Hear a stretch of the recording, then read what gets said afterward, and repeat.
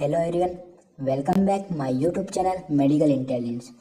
तो हम पढ़ रहे हैं कार्डियोवास्कुलर के डिसऑर्डर्स। तो कार्डियोवास्कुलर के डिसऑर्डर में हमने पिछला टॉपिक डिस्कस किया था कार्डियक अरेस्ट। तो कार्डियक अरेस्ट क्या होता है ये हमने डिस्कस किया था। तो कार्डियक अरेस्ट और शॉक में क्या डिफरेंस होता है वो आज हम डिस्कस करेंगे। शॉक क्या होता है, तो चलो डिस्कस करते हैं शॉक। तो it is a life-threatening medical condition which is characterized by hypotension, tachycardia, cellular hypoxia, and impaired cellular metabolism due to inadequate blood supply to the body organ and tissue। तो ये एक ऐसी condition होती है, इसके अंदर क्या होता है कि हाइपोटेंशन, यानी कि हाइपोटेंशन का मतलब होता है हमारी जो बीपी यानी कि ब्लड प्रेशर का जो लेवल होता है, यानी ब्लड प्रेशर जो होता है वो लो हो जाता है, बहुत ही लो हो जाता है इस कंडीशन में। या फिर टेकीकार्डिया यानी कि बहुत ही पल्स जो होती है वो बहुत ही हाई हो जाती है। सेल्युलर हाइपोक्सीमिया यानी ऑक्सीजन की कमी हो जाती है टिश्यू में। तो इससे क्या होता है कि बीपी कम हो जाता है, पल्स हाई हो जाती है और ऑक्सीजन की कमी हो जाती है, जिसके कारण क्या होता है कि इसके कारण ये तीनों जो कंडीशन होती है, इन तीनों कंडीशन के कारण क्या होता है कि जो मेटाबॉलिज्म होता है, मेटाबॉलिज्म जो है कि हमारी बॉडी का वो डिस्टर्ब हो जाता है, जिसके कारण हमारे जो ब्लड जो होता है, ब्लड पूरी तरह से अच्छे से ऑर्गन में सप्लाई नहीं कर सकता है। और जो टिश्यू होते हैं, तो अब यहाँ पर पढ़ेंगे जो शॉक होता है इसके टाइप्स क्या होते हैं। तो पहला है कार्डियोजेनिक शॉक, जो कि हमने पिछले टॉपिक में पढ़ा था। कार्डियोजेनिक शॉक क्या होता है पूरे डिटेल में। फिर सेकंड है हाइपोवोलेमिक शॉक। तो हाइपोवोलेमिक शॉक क्या होता है, it is occur due to insufficient amount of blood in the circulatory system. यानी हाइपोवोलेमिक, वोलेमिक का मतलब होता है हमारा जो बॉडी में जो वॉल्यूम होता है, ये समझ ले वाटर का या फिर ब्लड का ये वॉल्यूम। तो इन दोनों का जो वॉल्यूम होता है, जो यानी कि सर्कुलेटरी सिस्टम में दोनों हेल्प करते हैं। ब्लड जो होता है बहुत ही हेल्प करता है। तो it is a possible cause are the severity haemorrhage, severe burn, persistent and severe vomiting, severe diarrhoea etc..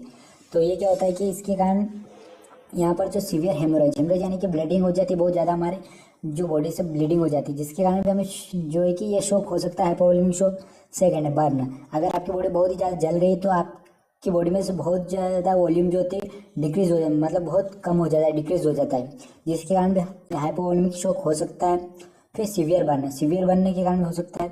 Persistent and severe vomiting, तो वोमिटिंग के कारण भी हो सकता है, यानी कि आपकी बॉडी के अंदर जो वॉल्यूम होता है, जो फ्लूइड होता है, इलेक्ट्रोलाइट जो होते हैं वो जो है कि बाहर हो जाएंगे, जिसके कारण क्या होता है कि आपका बॉडी का बैलेंस, जो इलेक्ट्रोलाइट जो बैलेंस होता है वो बिगड़ जाता है, जिसके कारण भी आपको हाइपोवोलेमिक शॉक हो सकता है। फिर यहाँ पर सीवियर डायरिया के कारण भी हो सकता है, क्योंकि इसके अंदर क्या होता है कि आपकी बॉडी के जो फ्लूइड्स होते हैं और जो मिनरल्स होते हैं वो पास आउट हो जाते हैं, जिसके कारण क्या होता है कि आपकी बॉडी का जो वॉल्यूम मेंटेन होता है वो डिस्टर्ब हो जाता है, जिसके कारण भी आपको हाइपोवोलेमिक शॉक हो जाता है।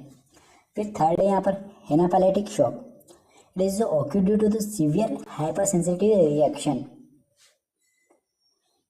तो इसके अंदर क्या होता है कि हाइपर सेंसिटिविटी रिएक्शन यानी एनाफिलिक, यानी कि आप मधुमक्खी समझ सकते हो एनाफिलिक, जिसके डंक मारने से बॉडी में रिएक्शन होगा, जिसके कारण क्या होता है कि कोई ड्रग्स आपने यूज़ करा, समझ लिया कोई भी ड्रग हुआ उसका रिएक्शन होगा, यानी कि आपकी बॉडी पे उल्टा उसका रिएक्शन होगा, साइड इफेक्ट होगा। तो उससे क्या होगा कि आपकी हाइपर सेंसिटिविटी यानी कि आपकी जो बॉडी की सेंसिटिविटी होती है उसमें अलग ही रिएक्ट करेगा, जिससे क्या है कि बहुत कुछ भी हो सकता है, एनाफिलेक्टिक शॉक हो सकता है। फिर है सेप्टिक शॉक। तो सेप्टिक शॉक क्या होता है, it is occurred due to bacterial infection is septicaemia. तो यहाँ पर सेप्टिसीमिया का मतलब ही होता है इन्फेक्शन इन ब्लड। तो ब्लड के अंदर इन्फेक्शन फैला देते हैं जो बैक्टीरिया जो होते हैं, वह ब्लड के अंदर इन्फेक्शन फैला देते हैं, जिसके कारण क्या होता है कि सेप्टिक शॉक हो सकता है।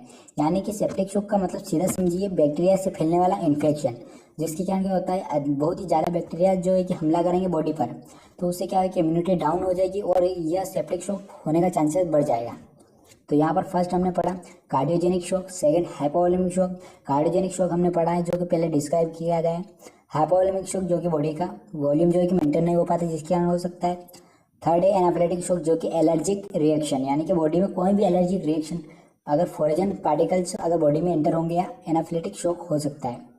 फिर फोर्थ है यहाँ पर सेप्टिक शॉक। सेप्टिक शॉक का मतलब होता है बैक्टीरिया का बॉडी पर अचानक से हमला होना। फिर कॉजेज सीवियर हेमरेज। तो इसके क्या क्या कॉजेज किन किन कारणों से हो सकता है, तो हेमरेज के कारण हो सकता है, सीवियर परसिस्टेंट वोमिटिंग के कारण जो कि हमने अभी डिस्कस किया था, सीवियर डायरिया के कारण हो सकता है, बर्न के कारण हो सकता है, मायोकार्डियल इन्फेक्शन के कारण भी हो सकता है, कार्डियक टेम्पोनेंट के कारण भी हो सकता है, पल्मोनरी एम्बोलिज्म के कारण भी हो सकता है, रप्चर ऑफ द हार्ट, तो हार्ट रप्चर होगा उसके कारण भी हो सकता है, जिससे क्या होगा कि बॉडी का वॉल्यूम जो है कि डिस्टर्ब हो जाएगा, रप्चर होगा ब्लड तो बाहर आ जाएगा। कार्डियक डिजीज अरिथमियास के कारण भी हो सकता है। एलर्जिक रिएक्शन, जो कि हमने हाइपर एनाफिलिक शॉक में पढ़ा था कि एलर्जिक रिएक्शन के कारण भी हो सकता है। हाइपर सेंसिटिविटी रिएक्शन, जो कि सेम है। सर्टन इन्फेक्शन, जो कि हमने बैक्टीरिया जो पढ़ा था हमने, उसके कारण यहाँ पर बहुत सारे जो बैक्टीरिया होते हैं इनके कारण भी हमें जो शॉक हो सकता है।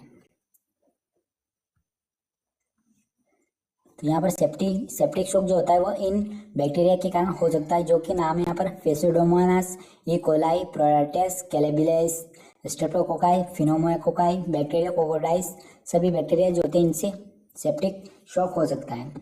फिर क्लिनिकल मैनिफेस्टेशन, एग्जली fatigue, chest pain, breathing difficulty हो सकती है, साइनोसिस हो सकता है, हाइपोटेंशन हो सकता है, टैकीकार्डिया एंड टैकीपेनिया हो सकता है, जिससे ब्रीथिंग डिफिकल्टी होती है, डिजीनेस हो सकता है, कोल्ड एंड क्लैमी स्किन हो सकती है, डिक्रीज यूरिन आउटपुट, तो डिक्रीज हो सकता है urine output.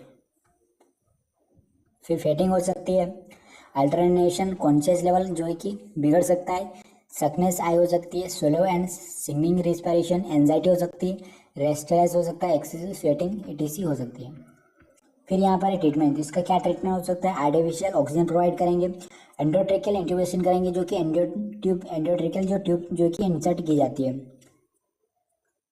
IV fluid provide करेंगे, ब्लड ट्रांसफ्यूजन करेंगे, एडवाइस करेंगे पेशेंट को, यूज़ ऑफ ड्रग्स, तो कुछ ड्रग्स यूज़ करेंगे जो यहाँ पर दे रखे हैं, एफिफेरिन दे सकते हो, नॉन एफिफेरिन दे सकते हो, डोपामाइन दे सकते हैं, डोवास्टामाइन दे सकते हैं, नाइट्रोग्लिसरीन दे सकते हैं, नाइट्रोफ्रोस्माइड दे सकते हैं, स्टेरॉइड्स दे सकते हैं, सोडियम बाइकार्बोनेट दे सकते हैं, कैल्शियम दे सकते हैं, हिस्टामाइन जो है कि एंटी एलर्जिक होते हैं वो दे सकते हैं। यहाँ पर insertion of intra aortic balloon pump, जो कि सर्जरी करके भी हम कर सकते हैं।